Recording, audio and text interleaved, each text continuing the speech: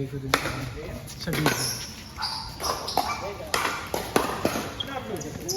Oh, okay. Para na-review.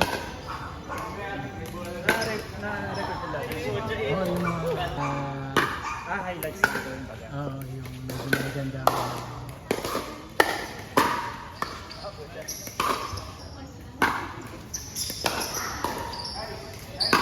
Maganda sana 40 eh. Kaya lang tayong kumain eh. Parang 10 times ang... Nandun din yung mga ano natin eh, mga events. Mga potluck, mga tournament.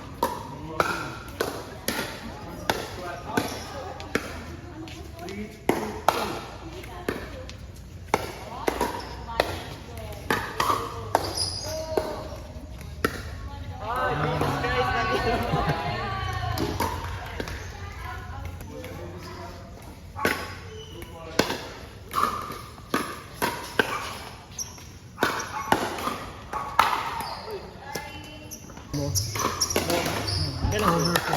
October 4. Ano ko mag-sign up din? Open siya. Na-try mo na ba sila? Bago ka mag-lab.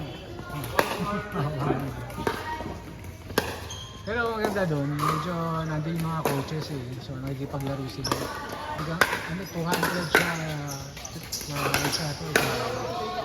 Ba yung tournament? Isa, kasama yung dami. Beginner store.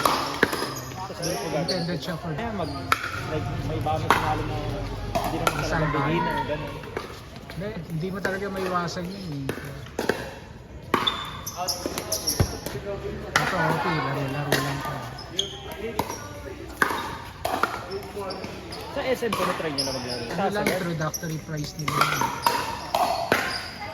Pero meron ding dong ano, yung... Ang court lang dito ba? Hindi, yung meron pa silang bukod doon sa Pali, meron silang 4 courts, parang basketball na nilagyan ng playground. Meron pala. Open play.